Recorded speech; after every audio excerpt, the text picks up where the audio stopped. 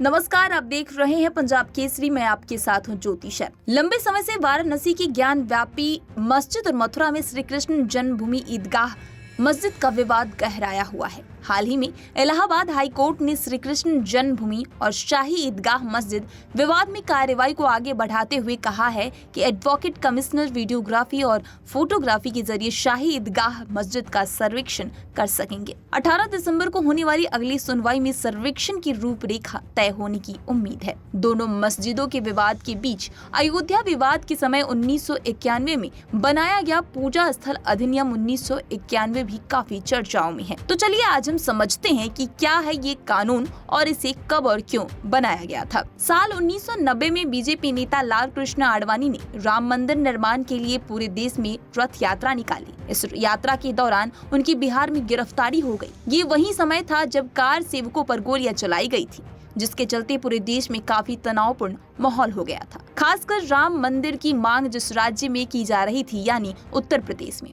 उस समय देश में कांग्रेस की सरकार थी और प्रधानमंत्री थे पीवी नरसिम्हा राव। ऐसे में देश की बढ़ती सांप्रदायिक तनाव को कम करने के लिए साल 1991 में 18 सितंबर को पूजा स्थल अधिनियम लाया गया। पूजा स्थल अधिनियम की बात करें तो ये कानून कहता है कि भारत में 15 अगस्त 1947 तक जो धार्मिक स्थल जिस स्वरूप में थे वो साल 1947 के बाद भी अपने उसी स्वरूप में रहेंगे, यानी उनके पुराने स्वरूप में कोई बदलाव नहीं होगा।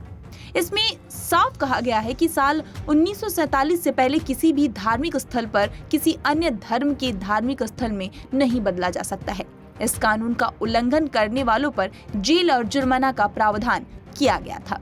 हालांकि इस कानून में जेल और जुर्माना केस के हिसाब से तय करने की बात लिखी गई है। सभी के जहन में अब ये सवाल बार बार उठता है कि आखिर राम जन्मभूमि बाबरी मस्जिद मामले में पूजा स्थल अधिनियम 1991 लागू क्यों नहीं किया जाता। दरअसल इसके पीछे की वजह इस कानून की धारा 5 है, जिसके तहत अयोध्या विवाद को इससे बाहर रखा गया था। अब सवाल ये उठता है कि अयोध्या विवाद इससे अलग क्यों रखा गया था। इसके पीछे की वजह ये है कि अयोध्या विवाद का मामला साल 1947 यानी भारत की आजादी के पहले से अदालत में था। ऐसे में 1991 में लागू किए गए इस कानून के तहत वही मामले आते हैं जो 1947 से या उसके बाद से अदालत में आए हैं।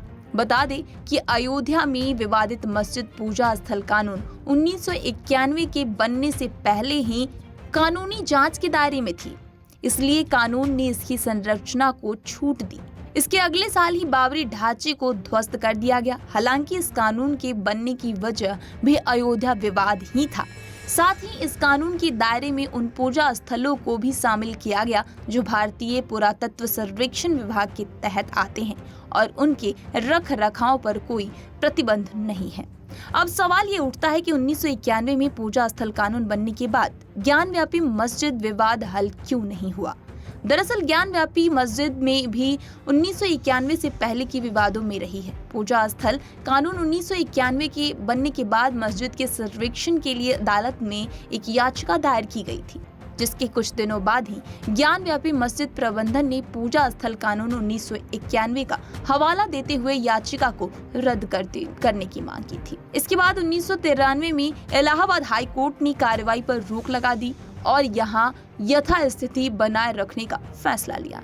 इसके बाद 2017 में ये मामला वाराणसी सिविल कोर्ट पहुंचा। इसी बीच एक अन्य मामले में सुप्रीम कोर्ट ने फैसला सुनाया कि कोई भी स्टे ऑर्डर 6 महीने से अधिक वक्त तक वैध नहीं होता।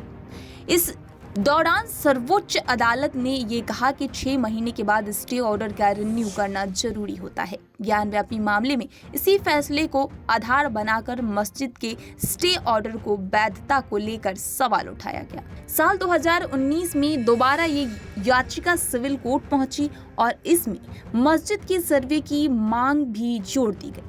बता दें कि पूजा स्थल कानून 1991 को बीजेपी की तरफ से अक्टूबर 2020 में चुनौती भी दी जा चुकी है। साल 2020 में बीजेपी नेता और वकील अश्विनी उपाध्याय ने पूजा स्थल कानून 1991 पर सवाल उठाया।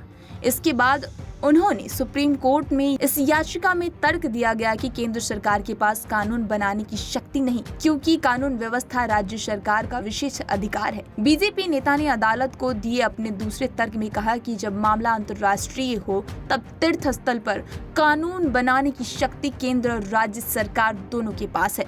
उदाहरण के लिए जैसे कैलाश मानसरोवर और ननकाना साहिब जैसे मामलों में यदि मामला राज्य की धार्मिक स्थलों से जुड़ा हो तो ये राज्यों के अधिकार क्षेत्र में आता है। इसी तहत ही याचिका एक अन्य हिंदू संगठन ने लखनऊ में दायर की। मामले में इन याचिकाओं पर सुप्रीम कोर्ट ने केंद्र से जवाब भी मांगा। खबरों का सिलसिला लगातार जारी है, देखते रहिए पंजाब केसरी। नमस्कार।